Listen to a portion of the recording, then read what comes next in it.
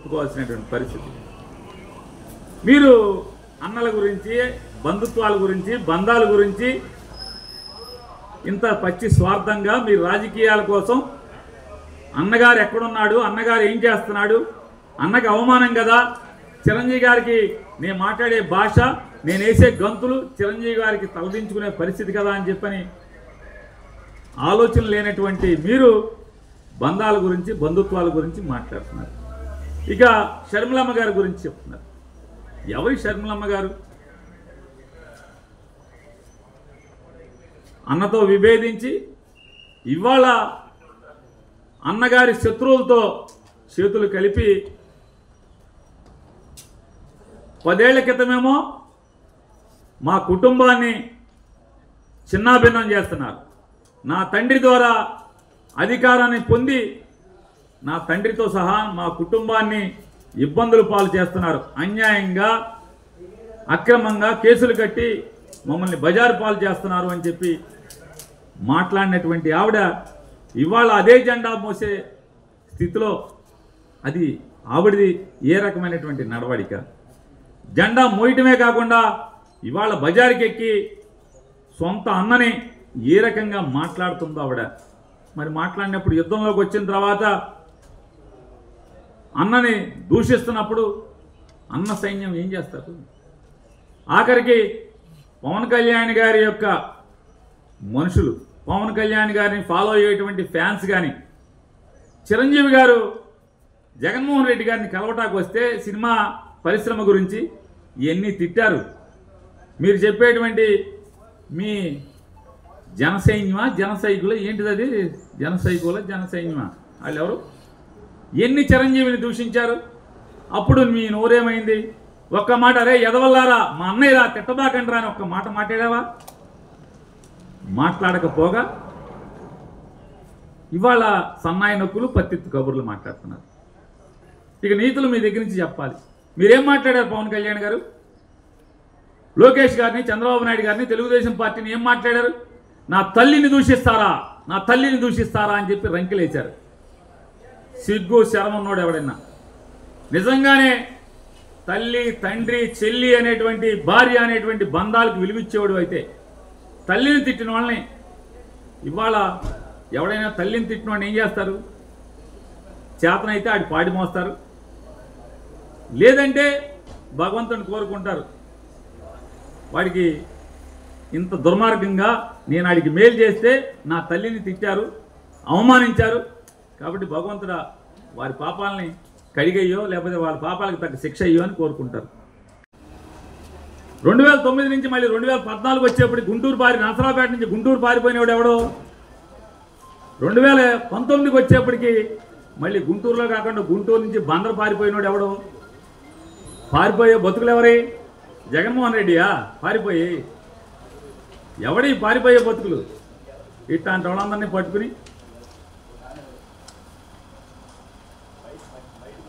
నాడు రాజశేఖర రెడ్డి గారు లేకపోతే బతుకులేదు.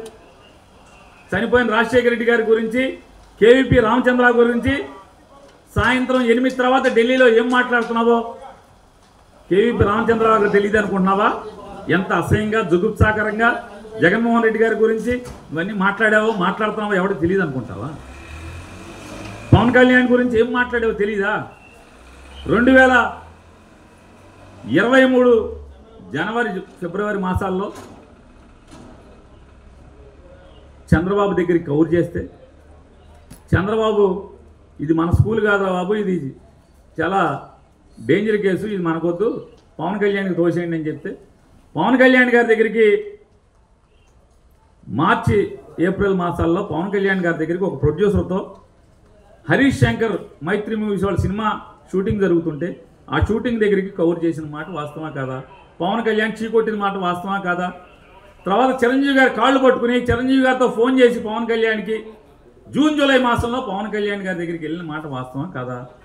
వెళ్ళి ఆ రోజు మాట్లాడుకోవడమే కాకుండా ఆఖరికి 2004-9 నుంచి 2004-9 నుంచి 9 మధ్యలో ఇవాళ డయాస్ మీద పవన్ కళ్యాణ్ గారి పక్కన కూర్చున్నటువంటి నాదెండ్ల మనోహర్ గారు ఎంత కాల్చుకు తిన్నావు, ఎంత ఏడ్పించావు, నాదెండ్ల మనోహర్ని ఎంత బజార్కి ఇచ్చి రచ్చ రచ్చ చేస్తే ఈ రోజుకి నాదెండ్ల మనోహర్ గారు నిజంగా నువ్వు కాలు పట్టుకుంటే కదా ఆయన కరిగింది.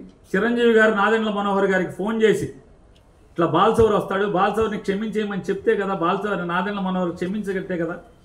ఇన్ని సర్కస్లు ఇన్ని పిల్లి మొగ్గలేసి ఇవాళ ఈ రకమైన మాటలు మాట్లాడు. పోతే పోయావు, రాజకీయాలు కావాలి, లేకపోతే ఇంకోటి కావాలి. బందర్ ఏరియాలో కాపులు ఎక్కున్నారు, నేను ఇక్కడైతే నాకు ఇబ్బంది అవుద్దేమో, ఎమ్మెల్యేలతో పెంటలు ఉన్నాయన్నీ కూడా, ఎమ్మెల్యేలతో తగ్గులేని నియోజకవర్గం లేదు, ఇన్ని తగ్గులు పెట్టుకుని ఇక్కడ నా వల్ల ఎడవలేనేమని చెప్పి వెళ్ళిపోవచ్చు, తప్పులేదు.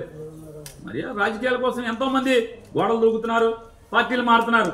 మారండి, ఎవడు ఆక్షేపణ లేదు ఇవాళ. ఎందుకంటే ఇది కలియుగం, కాలం అంట చచ్చింది. పదవి కోసం ఎంత గడ్డైనా కలుస్తున్నారు మనుషుల గురించి ఇబ్బంది లేదు, తప్పు లేదు. ఎందుకంటే లోకం అంట చచ్చింది కాబట్టి.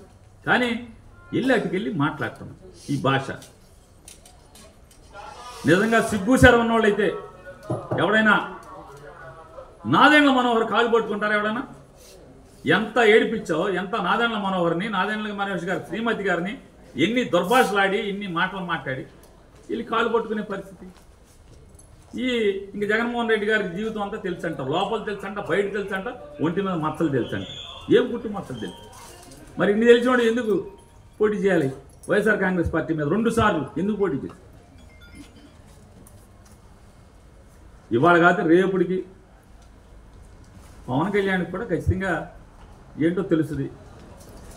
ఈ అరువు జుట్టు ఎత్తుకుని, జుట్టు కూడా మంద కాదు కదా, ఎవడో జుట్టు కదా, జుట్టుతో సహా అరువు జుట్టులు తెచ్చుకుని ఈ అరువు పార్టీలు అరువులు. ఈయనంటే జగన్మోహన్ రెడ్డి గారికి చెప్పాడని రాజధాని ఇక్కడే ఉంచుతామని అంటే ఊరు తిరిగాండ. ఏ ఊరు బాబు? అవి 7 నియోజకవర్గాల్లో ఈ అంతమ్మ ఎన్ని ఊళ్ళు ఉన్నాయో చెప్పగలవా? వచ్చి ఇక్కడ ఉంచుని గబగబా మీడియా ముందు పాఠమాప చెప్పు. ఎన్ని ఊళ్ళు ఉన్నాయి, ఏ ఊళ్ళో సర్పంచ్ ఎవడు, ఏ ఊళ్ళో ఎంపీటీసీ ఎవడు, ఏ ఊళ్ళో ఎంపీపీ ఎవడు, మా బందర్లో కార్పొరేటర్లు ఎవడు పోటీ చేశాడు, ఎవడు గెలిచాడు, ఎవరికైనా ఓటు అడిగామా? కాబట్టి గోడ దూకటం తప్పులేదు, పార్టీలు మారటం తప్పులేదు, పదవి కోసం ఏ గడ్డిగైనా కరగటం తప్పులేదు. కానీ ఈ రకంగా ఆశ్రమం ఇచ్చిన వాడిని, నీకు అర్హత ఇచ్చిన వాడిని, అధికారం ఇచ్చిన వాడిని ఈ రకంగా కించపరుస్తూ మాట్లాడటం. దేవుడు ఉన్నాడా జగన్మోహన్ రెడ్డి గారికి? దేవుడు మీ ఒక్కడికే, జగన్ సారు మీకు ఒక్కడికే దేవుడు ఉన్నాడా? ఎంపీ సారు నీలాంటి వాడికి దేవుడు ఉంటాడా? ఇన్ని గోడలు దూకినవాడికి, ఎంతమందిని వెనుపోటు పొడిచినవాడికి, ఎంతమందిని మోసం చేసినవాడికి ఎవడైనా సాధారణంగా ఏం చెప్తారంటే, ఒక చోట నుంచి ఒక అధికారి ట్రాన్స్ఫర్ అయ్యాడు, లేదే మనం ఒక ఊరు నుంచి ఒక ఊరికి మారాం, ఒక పేట నుంచి ఒక ఊరికి మారాం, అద్దెంట్లోకి మారాం. ఏం చెప్తారు? ఏమంటే కావాలంటే ఫలానా బజార్లో మేము ఉండొచ్చామండి, ఆయన ఒకసారి అక్కడ ఆ బజార్లో ఒకసారి నా గురించి ఎంక్వైరీ చేయండి అని చెప్తాం. ఎవరైనా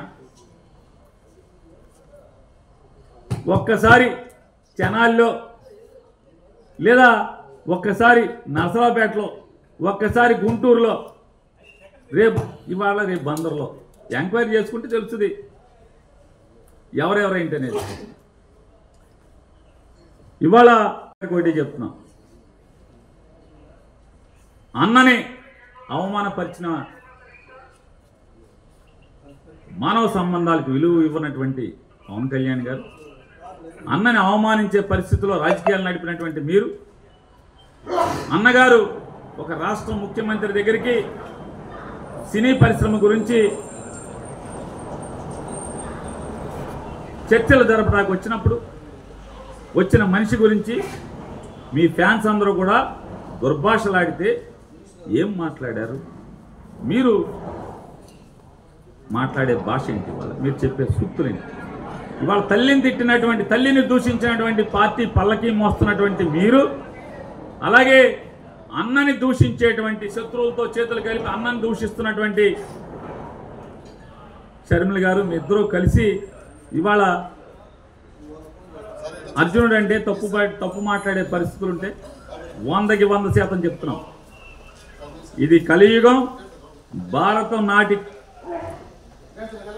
భారతంలో ఏ రకంగా అయితే ఉందో ఇవాళ భారత రామాయణాలని పిల్లలకి ఎందుకు బోధిస్తారు? ఎందుకంటే దాంట్లో మంచిని చూసి మోటివేట్ అవ్వమని చెప్పాను. ఖచ్చితంగా నేడు కలియుగం ఇది.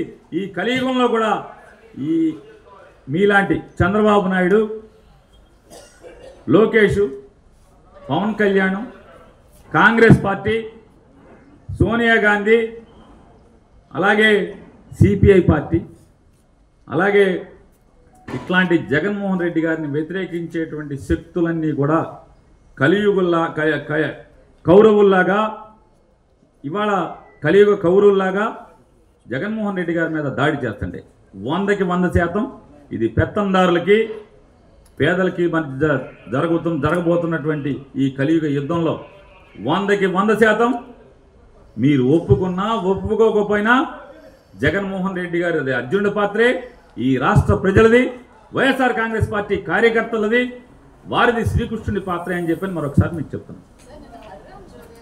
లేదా నువ్వు ముఖ్యమంత్రి అవ్వాలి, మా ప్రాణం పెడతాము, మేము చచ్చిపోతాము అని చెప్పని ఏ రంగం వేస్తున్నటువంటి మీ వాళ్ళందరినీ కూడా, అరే మనకి సీన్ లేదురా, మనం పల్లకి మోయటమేరా, మనం ముఖ్యమంత్రి అవ్వలేము, నేను ఎమ్మెల్యేని అవ్వలేను, మీరు ఆగండి అని చెప్పని ఇట్లాంటి స్థైర్యాన్ని చంపే మాటలు మాట్లాడేవాడిని ఏమంటారు భారతంలో?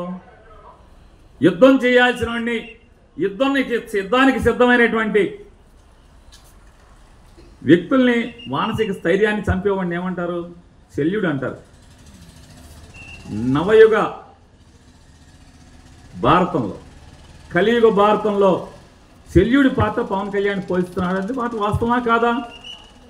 యుద్ధం చేస్తున్నట్టే అంటే యుద్ధానికి సిద్ధమైనటువంటి జన సైనికుల్ని నిర్వీర్యం చేస్తూ వాళ్ళ మానసిక స్థితిని చంపేస్తూ వాళ్ళ ధైర్యాన్ని చంపేస్తున్నటువంటి ఇవాళ కలియుగ శల్యుడు నువ్వు. నాడు కర్ణుడి ధైర్యాన్ని నిర్వీర్యం చేయడానికి ప్రయత్నం చేసిన శల్యుడు ఇవాళ మీ పార్టీ కార్యకర్తల్ని స్థైర్యాన్ని యుద్ధం చేద్దామని రెడీ అవుతుంటే ఆయుధాలను పక్కన పడేయండి, మనం పల్లకి మొయ్యాలి, మన చేతిలో ఆయుధాలు కాదు, మన చేతిలో పల్లకి పట్టి ఉండాలి, పల్లకి కమ్మి ఉండాలని చెప్పి చెప్తున్నాడు. నువ్వు శల్యుడితో కదా శల్యుడు, మరి నువ్వు శల్యుడివి కాబట్టి అర్జునుడు అంటే నువ్వు పోల్చుకుంటున్నావు. అర్జునుడికి శల్యుడికి పోల్చుకున్నప్పుడు నీకు బాధ కలుగుద్ది. ఆ బాధతో మాట్లాడేటువంటి మాటలు. అట్లాగే ఆ పక్కన కూర్చున్న అతను ఒకటి మాట్లాడతాడు. జగన్మోహన్ రెడ్డి గారి అన్ని అసత్యాలు మాట్లాడుతున్నాడు, అబద్ధాలు చెప్తాడు. ఆయన 2004 నుంచి 2009 దాకా, 2019 నుంచి 2024 దాకా మొత్తం నాకు తెలుసు అన్నాడు. మరి అన్నీ తెలిసినాడు అసలు జగన్మోహన్ రెడ్డి దగ్గరికి ఎందుకు వచ్చావు? సిగ్గు శరం లేదా? ఎందుకు వచ్చావు? 2014లో జగన్మోహన్ రెడ్డి గారి సింబల్ మీద ఆయన ఫోటో పెట్టుకుని ఎందుకు ఓట్లు అడిగావు? గుంటూరులో అడుక్కున్నావు కదా, ఓట్లు అడుక్కోలేదా? 2019లో బందర్ వచ్చి ఎందుకు అడుక్కున్నావు? బందర్లో ఎందుకు పోటీ చేసావు వైఎస్ఆర్ కాంగ్రెస్ పార్టీ సింబల్ మీద? మరి జగన్మోహన్ రెడ్డి గారు ఇంత చెడ్డోడని నీకు తెలిస్తే మరి ఎందుకు పోటీ చేసావు? ఎందుకు వచ్చావు అని అడుగుతున్నాను. సిగ్గుండాలి కదా అన్నీ తెలిసి రావటానికి. సిద్ధం అంటే దేనికి సిద్ధం? జగన్మోహన్ రెడ్డి గారు, మా బందర్ ఎంపీ సారు గారు, మీరు జగన్ సారు గారు అంటున్నారు కదా, నేను అడుగుతున్నాను. సిద్ధం అంటే పారిపోవడానికి సిద్ధమా అని జగన్మోహన్ రెడ్డి గారు అంటున్నారు. పారిపోయే బతుకులు ఎవడి? పారిపోయే బతుకులు 2004లో మన బతుకు ఎక్కడ? తెనాలిలో. తెనాలి నుంచి 2009కి నరసరావుపేట పారిపోయింది ఎవరు?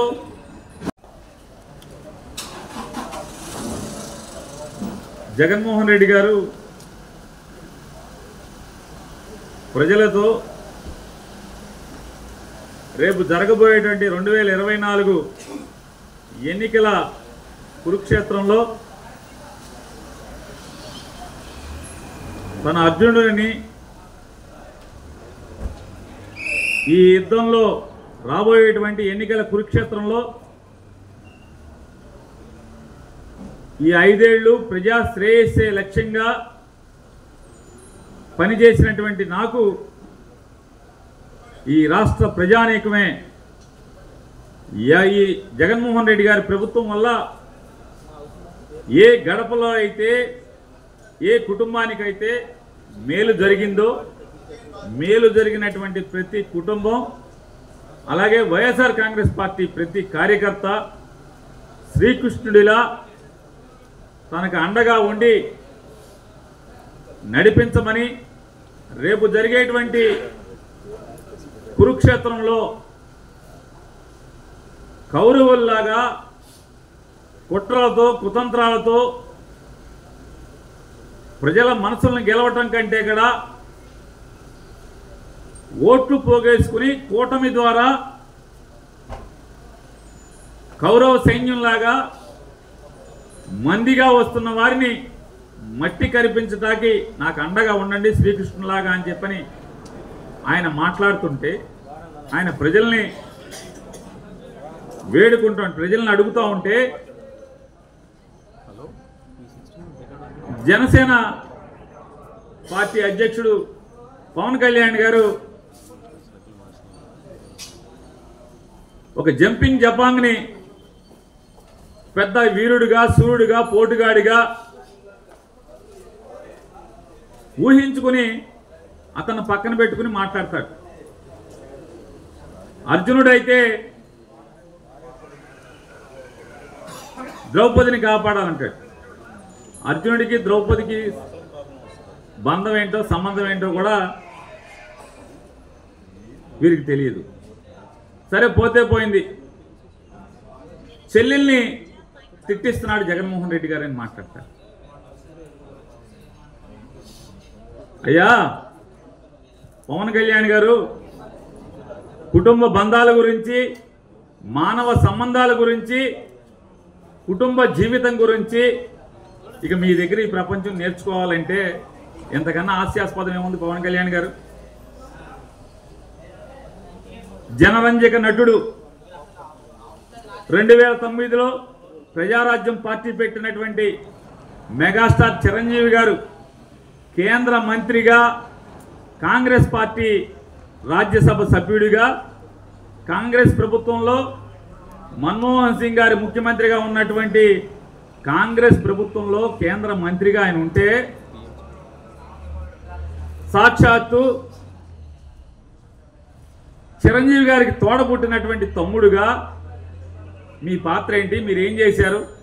ఎంత అవమానించారు? మీరు చంద్రబాబు నాయుడికి, మోడీకి ఓట్లు వేయమని చెప్పని, కాంగ్రెస్ పార్టీని నాశనం చేయమని చెప్పని మీరు మాట్లాడితే చివరికి ఏం చేయలేని స్థితిలో